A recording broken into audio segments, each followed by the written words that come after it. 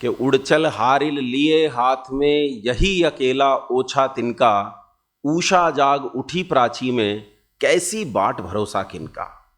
शक्ति रहे तेरे हाथों में, छूट न जाए यह चाह सृजन की, शक्ति रहे तेरे हाथों में, बिखर न जाए यह गति जीवन की। ऊंचा ऊंचा ऊंचा ऊंचा बढ़ा चीरता चल दिगमंडल, अनथक पंखों की चोटों से नभ में एक मचा दे हलचल, नभ में एक मचा दे हलचल।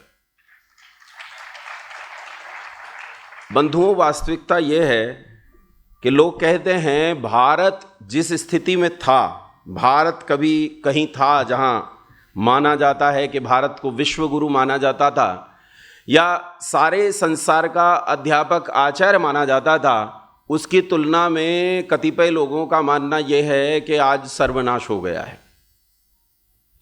लेकिन मैं ये मानता हूं कि नाश तो बहुत हुआ है, पर सर्वनाश नहीं हुआ, बीज बचा हुआ है। और अगर बीज बचा हो तो फसल तैयार की जा सकती है। भाई, बीज शेष है तो फसल तैयार हो सकती है, इसमें कोई शक नहीं। उस फसल पर काम करने के लिए हमें निश्चित रूप से आवश्यकता है कि एक ऐसी दृष्टि की, एक ऐसी आर्ष दृष्टि की, जो आर्ष दृष्टि इस सारे समूचे भारत के बंधुत्व को उसके भीतर जगा सके, उसके भीतर फिर से प्रकट कर सके।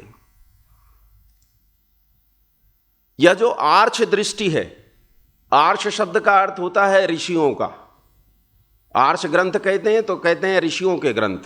आर्ष दृष्टि मतलब ऋषियों की दृष्टि। ये वो सम्यक दृष्टि है जो चीजों को बड़े व्यापक स्तर पर देखने का प्रयास करती है। आज आप लोग यहां इकट्ठा हुए हैं, सामने आपने चित्र लगाया है ऋषिवर दयानंद सरस्वती का, उनके हाथ में ओम ध्वजा है।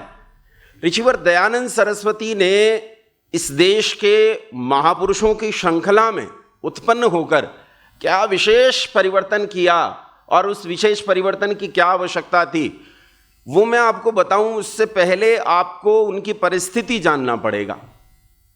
ऋषि दयानंद सरस्वती 19वीं शताब्दी के पूर्वार्ध में उत्पन्न हुए और उत्तरार्ध में देहांत हुआ। 1875 में स्वामी दयानंद सरस्वती ने इस देश के सबसे पहले, जो आज वर्तमान है इन संगठनों में कह रहा हूं, इस देश के वर्तमान में मौजूद संगठनों में सबसे पहले संगठन की स्थापना की। 1875 के बाद और उससे पहले बहुत सारे संगठन उत्पन्न हुए और वे संगठन पैदा हुए और मर गए, काल का ग्रास बन गए। लेकिन 1875 में पैदा हुआ ये जो विचार ऋषि दयानंद सरस्वती का उठा था, इस विचार की इस देश को कितनी आवश्यकता थी और वो वास्तव में क्या विचार था, और इसे जानने से पहले 1801 से लेकर हम 1875 तक की परिस्थितियों को जानने का प्रयास करते हैं कि वो क्या परिस्थितियां थी जिनमें स्वामी दयानंद सरस्वती का आविर्भाव हुआ और उत्पन्न होकर उन्होंने इस देश में कैसा परिवर्तन पैदा किया। एक प्राचीन घटना आप सबने सुनी होगी क्योंकि आपके प्रदेश की घटना है। उज्जैन की एक घटना है जो मैं बचपन से अपनी दादी नानी से सुनता चला आया कि उज्जैन की वीथियों में से, उज्जैन की गलियों में से एक ब्रह्मचारी बटुक गुजर रहा था और एकदम चमकता हुआ सूरज, आसमान में बादल नहीं, उसके कांधे पर दो बूंद पड़ी तो उसे लगा कि ऐसे चमकते हुए वातावरण में भला बारिश कहाँ से आ सकती है। उसने ऊपर देखा तो एक स्त्री खड़ी रो रही थी एक महल के अट्टालिका पर। उन्होंने उस स्त्री से पूछा कि तू क्यों रोती है, तो उसने कहा देखते नहीं हो, संसार में सनातन धर्म का सूर्य डूब रहा है और विरोधी मतमतांतर इस सनातन धर्म के सूर्य को लगभग ग्रस चुके हैं। अब संसार में इसके बचने का कोई अवसर दिखाई नहीं देता है। मैं पक्की सनातन धर्मिणी हूं और उसकी मृत्यु के कारण खेद हो रहा है, इसलिए रो रही हूं। तब उन्होंने थोड़ा दमक कर उस स्त्री से कहा कि रो मत और सावधान, ये मत कह कि सनातन धर्म का सूर्य डूब जाएगा। जब तक संसार में कुमारिल भट्ट जिंदा है तब तक संसार में सनातन धर्म के सूर्य को कोई अस्त नहीं कर सकता। कुमारिल भट्ट ने एक परंपरा को जन्म दिया। वो परंपरा गौड़पदाचार्य से होते हुए आदि गुरु शंकराचार्य तक पहुंची और इन 3 पीढ़ियों में एक बृहत्तर कार्य हुआ, और वो सनातन धर्म जो लगभग डूब चुका था, उसे आदि गुरु शंकराचार्य तक आते आते, या यूं कहूं वही कुमारिल भट्ट शंकराचार्य तक आते आते इस सनातन धर्म की मान्यताओं और परंपराओं को पुनर्जीवित कर ले गए। 3 बड़े महापुरुषों ने उस समय काम किया, और उसका परिणाम था कि सनातन धर्म की रक्षा हुई। यदि इस आधुनिक काल में बात करूं, ये तो मैंने बात हजारों साल पहले की, यदि इस आधुनिक काल में बात करूं तो इस आधुनिक काल की परिस्थिति क्या है बंधुओं? आजकल हमारे देश में बहुत संप्रदायवाद चलता है, धर्मांतरण बहुत चलता है। धर्मांतरण इतने बड़े स्तर पर है कि आज इस देश में मुझे ये कहते हुए कोई शंका नहीं है, भले ये कार्यक्रम लाइव हो, कि आज इस देश में जो 30 करोड़ से ज्यादा मुसलमान रहते हैं, ये सब कन्वर्टेड हैं, सब मतांतरित हैं, सब धर्मांतरित हैं। इनमें से नाम मात्र के मुसलमान भी ऐसे नहीं हैं जो अरब देशों से या विदेशों की जमीन से इस देश में आए।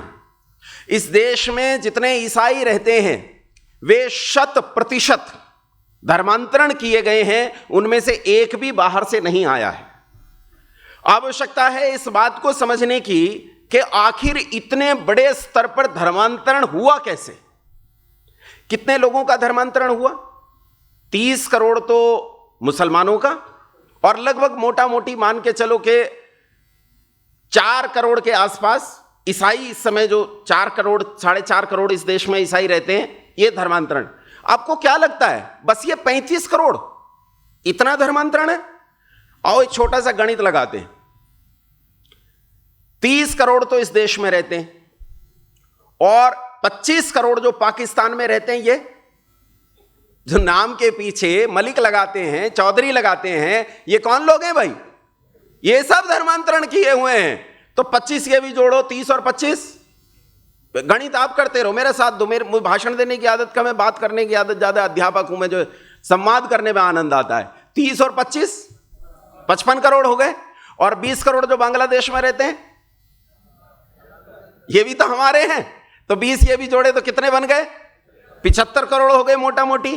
5 करोड़ के आसपास अफगानिस्तान और आसपास का इलाका, भाई बौद्धों से बने ये सारे मुसलमान, और उससे पहले ये सभी सनातन धर्मी थे। ये सब परिवर्तन है। 5 ये जोड़ लो, कितने हो गए? 80 करोड़।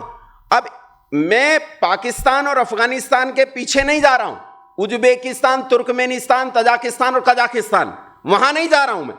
है वे भी इसी सीमा के अंतर्गत, लेकिन मैं उन्हें थोड़ी देर के लिए छोड़ता हूं। मैं आता हूं बहुत निकट के बर्मा का क्षेत्र। 1947 में देश आजाद हुआ, और 1937 में बर्मा देश से काटकर अलग किया गया। अगर ये देश जो बहुत नजदीक में भारत से अलग हुए हैं, इनकी आबादी में जोड़ूं तो 15 से 20 करोड़ के आसपास मुसलमान जो इनमें रहते हैं, ये सब 15 से 20 करोड़ के आसपास मुसलमान धर्मांतरित हैं। इसका मतलब टोटल धर्मांतरण कितने करोड़ का हो गया? कितने? बाप रे, 100 करोड़। और देश में हिंदू कितना रहता है? 100 करोड़। 100 करोड़ तुमने करोड़ों साल की परंपरा के बाद आज तुम्हारे पास है 100 करोड़, और इन 100 करोड़ की असलियत क्या है वो भी बताऊंगा। पर ये 100 करोड़ जो तुम्हारे पास हैं, इनके बराबर का वर्ग वो खड़ा कर चुके धर्मांतरण करके। क्या ये विचार करने की आवश्यकता नहीं है कि आखिर ये धर्मांतरण क्यों हुआ? क्यों हुआ ये धर्मांतरण? हम वर्तमान में कितने गुलाम रहे, इस चीज पर विचार करने से पहले इस पर विचार करने की आवश्यकता है कि आखिर गुलाम क्यों हुए, आखिर गुलाम होने का कारण क्या। अगर वो कारण नहीं जाना तो याद रखना गुलामी तो फिर आ सकती। वो कौमें, वो नस्लें, वो जातियां जो अपने इतिहास को भूल जाती हैं, अपने इतिहास से सीख नहीं लेती, वो बर्बाद होती हैं, उनका कोई भविष्य नहीं होता। इसलिए आवश्यकता है अपने इतिहास को जानने की। भारत में जो हिंदू समाज था, इस हिंदू समाज में से अगर एक आदमी बाहर चला गया तो उसके वापस आने का कोई रास्ता नहीं था। अगर किसी ने गलती से किसी मुसलमान के घड़े का पानी पी लिया तो वो हिंदू नहीं रहा। तू जा भैया, तेरा हमारा कोई संबंध नहीं, तू गया। अच्छा गया तो गया, वापस आने का कोई रास्ता नहीं है ही नहीं वापस आने का रास्ता। किसी ने विवाह कर लिया, एक हमारे बड़े प्रसिद्ध विद्वान हैं डॉक्टर विवेक आर्य, उनका एक संभाषण में सुन रहा था, उन्होंने एक छोटा सा कथानक बताया। वो कथानक आपको बताता हूं। इस देश में एक बड़ा क्रिकेटर हुआ कपिल देव, नाम सुना होगा कपिल देव का। ये पाकिस्तान से थे कपिल देव जी। कपिल देव के चाचा ने किसी मुस्लिम कन्या से विवाह कर लिया, और जब मुस्लिम कन्या से विवाह कर लिया तो वहां के समाज ने उसे हिंदू समाज से बाहर निकाल दिया। उन्होंने बहुत हाथ जोड़े, पैर पकड़े, गिड़गिड़ाए कि भैया हमें ले लो, इसे भी ले लो, लेकिन कोई लेने को तैयार नहीं हुआ, और अंततोगत्वा उन्हें मुसलमान बन जाना पड़ा। वो मुसलमान बन गए और वहीं रहने लगे। 1947 में जब पार्टीशन हुआ तो कपिल देव के पिताजी ने उनसे कहा कि भारत चलो। उसने कहा भैया तुम जाओ, मैं तो पाकिस्तान में ही रहूंगा अपने बच्चों को लेकर। वो वहीं रहे। बाद में भारतीय अखबारों ने खबरें अच्छे से छापी थी कि कपिल देव जब वहां खेलने गए तो अपने चाचा के बच्चों से मिले थे जाकर। हमारे यहां से निकलने की परंपराएं थी, लेकिन वापस आने की परंपराएं नहीं थी। हमें बहकाया और तोड़ा जाता था किनके नाम पर? आध्यात्म के नाम पर जो कुरीतियां फैली हुई थी। अधर्म ऐसा बन गया था कि उसने दर्शन का स्थान ले लिया था। दर्शन कहीं लुप्त हो गया था, दर्शन था ही नहीं। ऐसी कुरीतियों ने समाज में घर कर लिया था, जिन कुरीतियों के कारण समाज को बुद्धि ही लगभग नष्ट हो गई थी। ऐसे काल में, ऐसे अंधकार के काल में, जिस अंधकार के काल में हाथ को हाथ दिखाई नहीं देता था। बंधुओं, अलखधारी नाम के एक व्यक्ति देहरादून में ऋषि दयानंद सरस्वती के प्रवचनों को सुन रहे थे, और सुनकर कई दिन तक सुनने के बाद वो आए, कहने लगे मुझे वैदिक विचारधारा इतनी अच्छी लगती है स्वामी जी कि मैं इसमें ओतप्रोत हो चुका हूं, और मैं चाहता हूं कि आप मुझे वैदिक धर्मी किसी प्रकार से बना ले।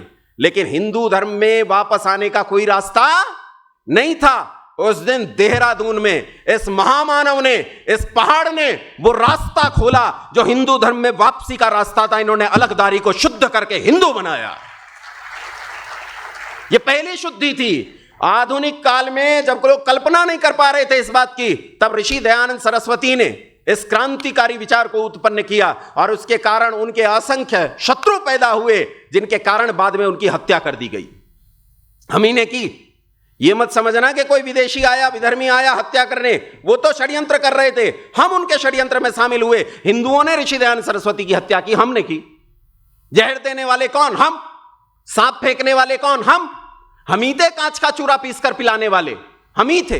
100 से अधिक देशों में देखा जाने वाला, सर्वाधिक लोकप्रिय और सबसे अधिक फॉलोअर्स के साथ पूरी दुनिया में आर्य समाज के विचारों का प्रचार करने वाला एकमात्र चैनल वैदिक प्रचार।